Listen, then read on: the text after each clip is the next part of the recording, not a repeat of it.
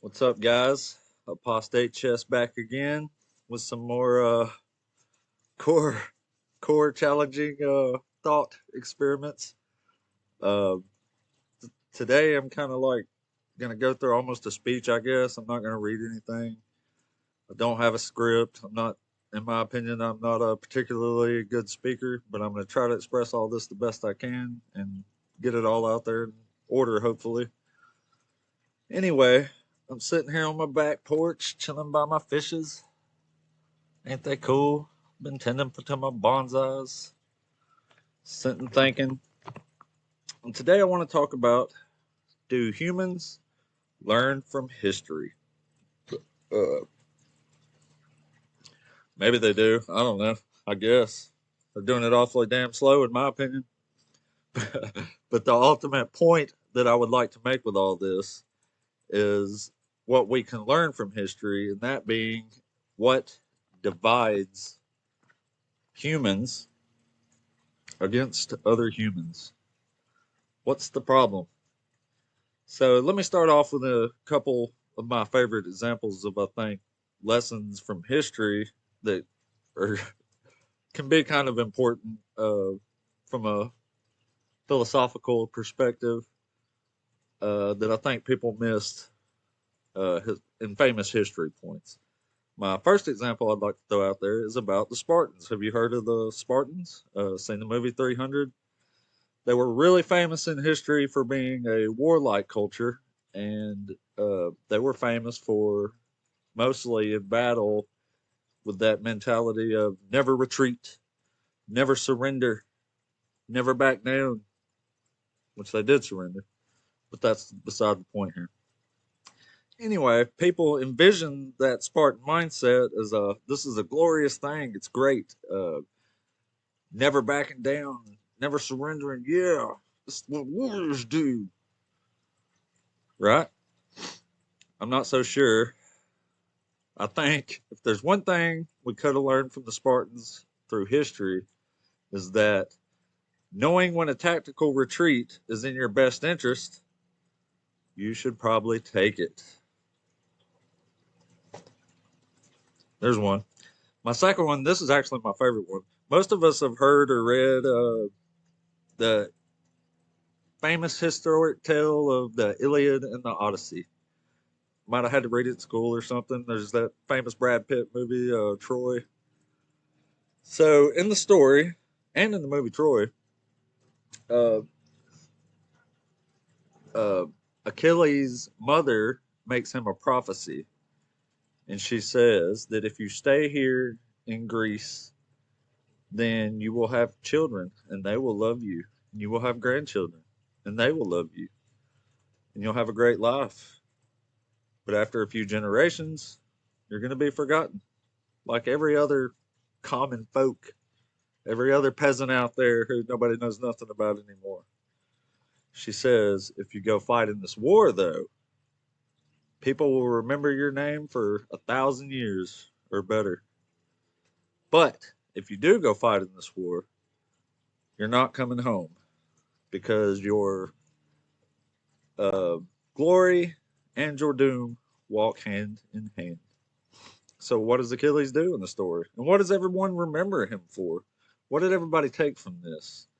They took that he made the obvious, glorious choice to be remembered, to give up your life for glory. He went and fought in the war, and he died, and he is still remembered today. So, what could possibly be missed here? What did we overlook in this story? What we overlooked was the rest of the story, because if you read the Odyssey, Odysseus meets Achilles' shade in the underworld, and he asks Achilles, he said, surely you, the greatest of all men, are the king of the dead down here.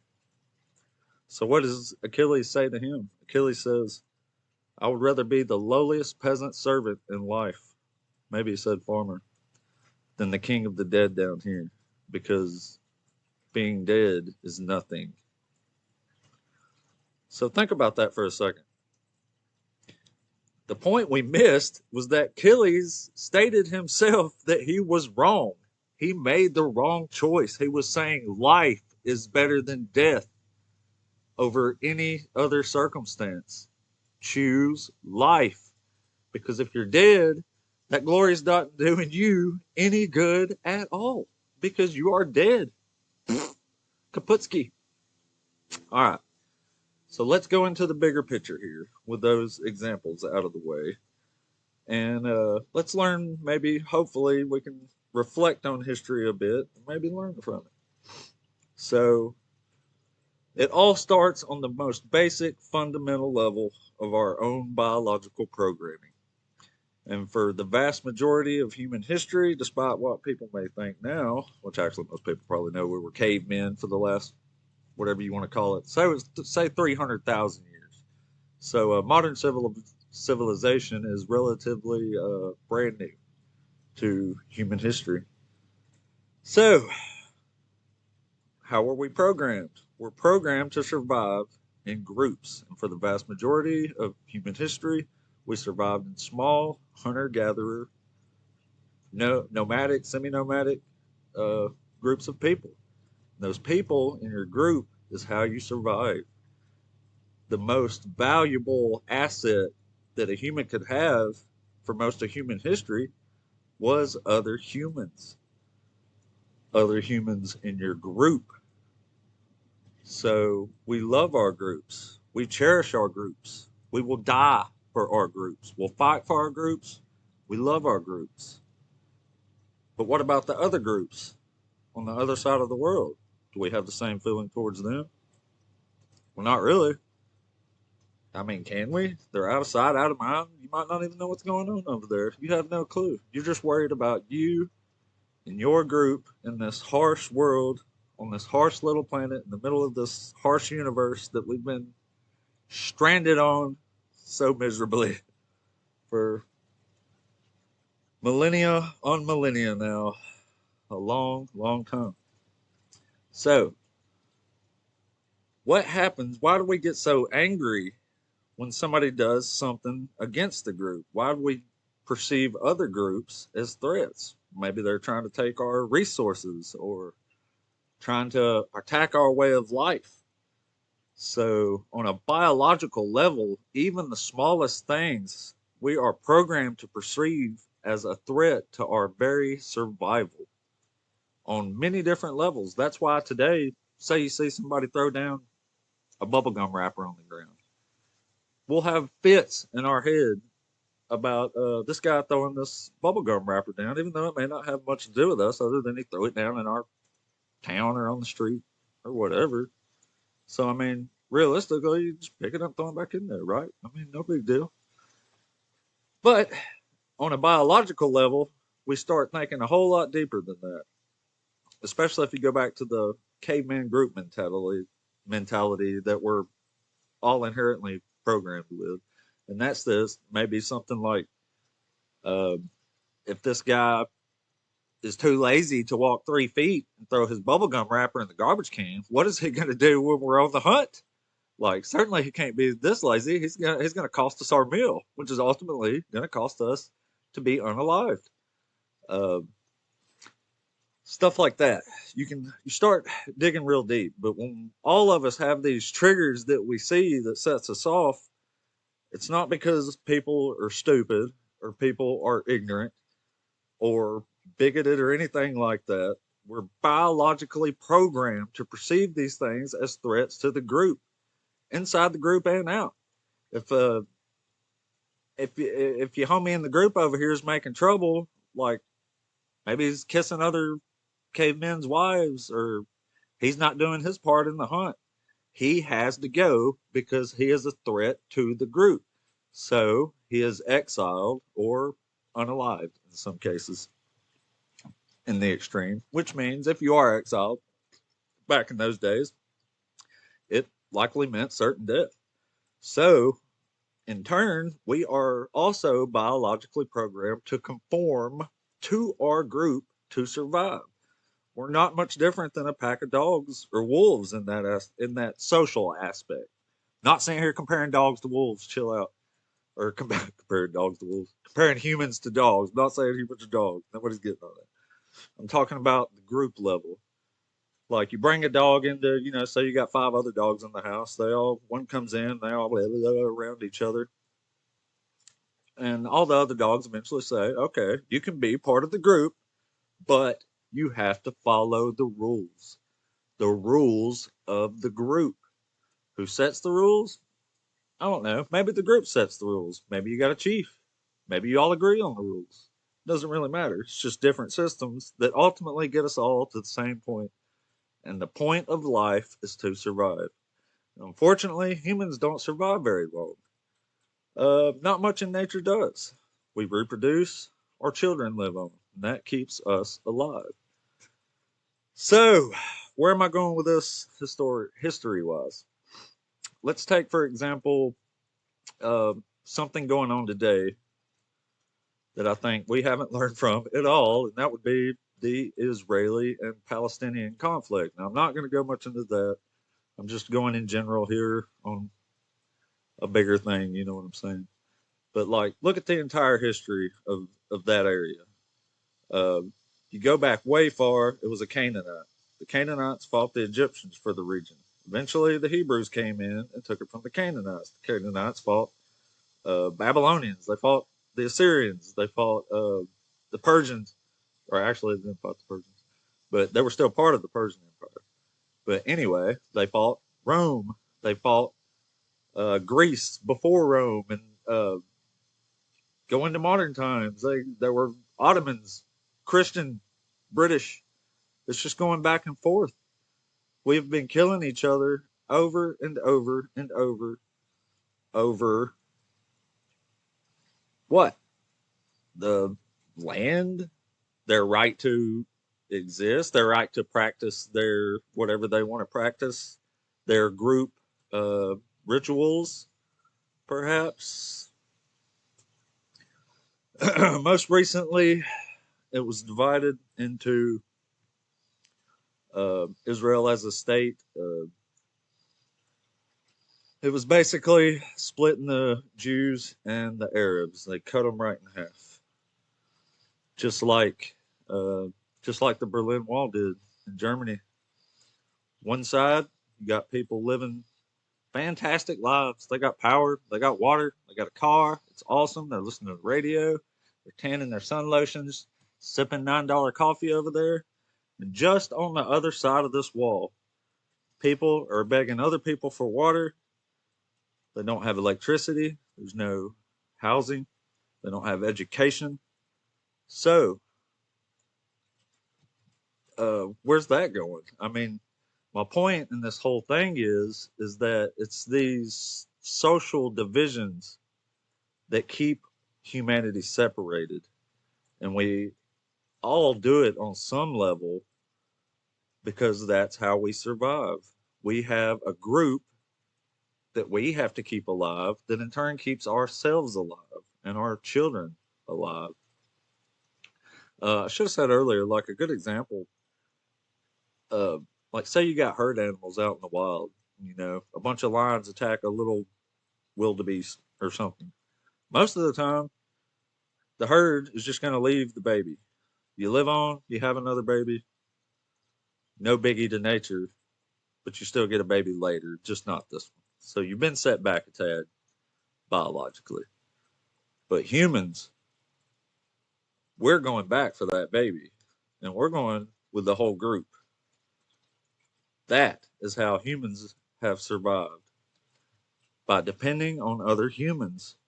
So, my point in the whole Israeli Palestine thing is that it's just a good example historically of how people obviously have not learned from fucking history. How could they have when this is literally known as the endless war? Do you know why it's endless? Because people keep doing the same shit.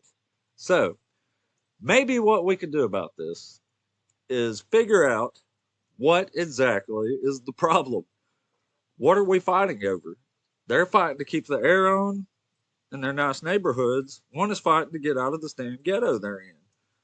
And I'm not an expert on none of that, don't get me wrong. but I've been reading this amazing book called The General's Son by uh, Miko. I think his name's Peleb. Miko Peleb. I hope I said that right. But he was literally the general of an Israeli. He was the son of an Israeli general, and he fought in the civil Israeli war. And his grandfather was actually somebody that signed uh, the declaration that made Israel a state.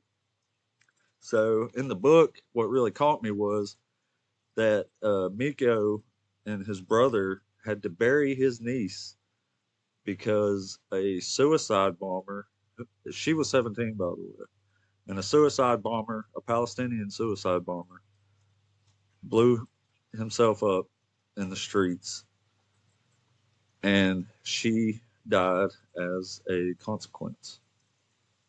So when they asked him and his brother, what they thought about this horrendous attack and the attackers, what really struck me is they said that like he wished they would have been friends instead of enemies. And what he meant by that was why he hated that his daughter was unalived because of this.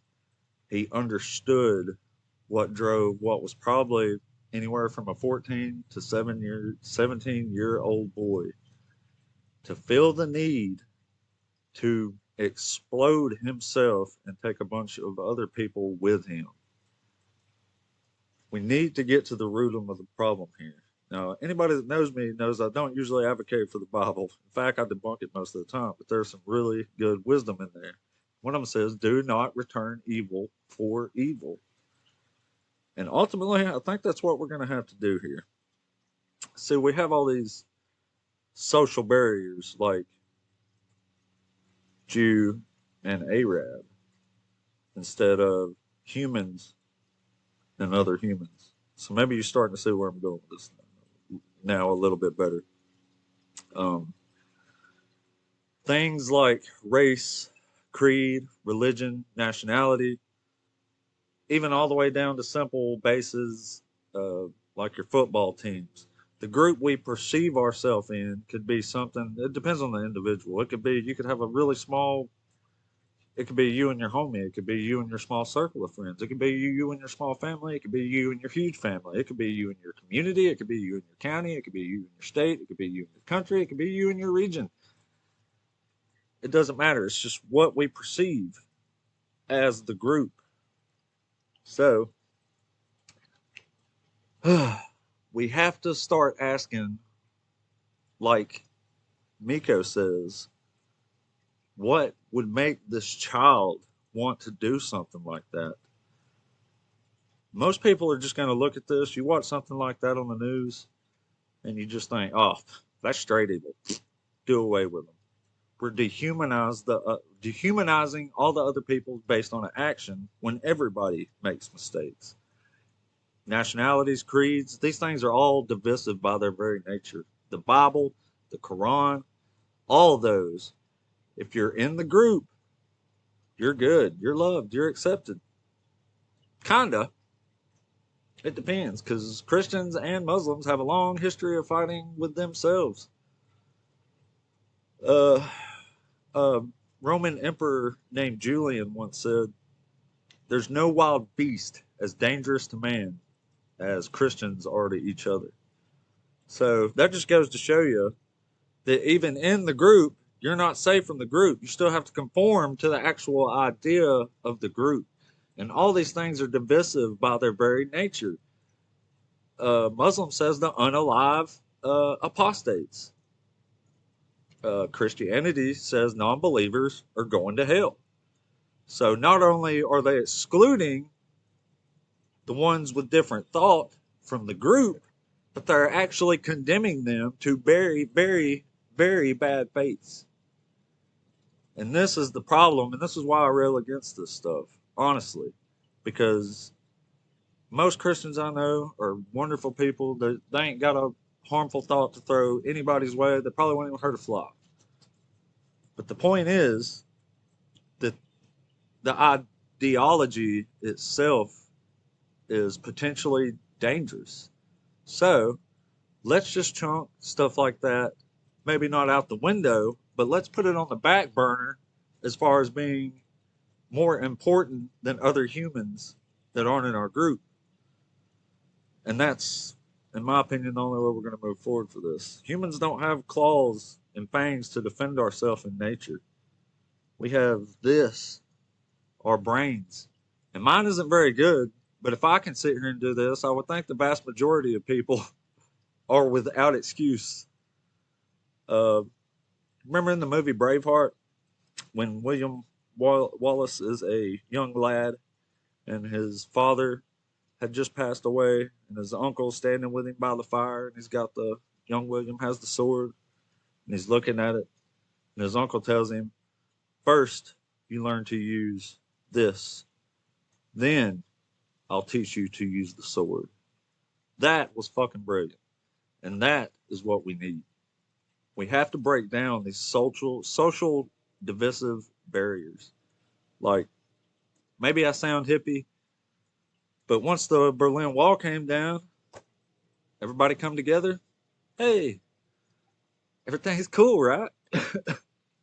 Obviously, we're still going to have our problems.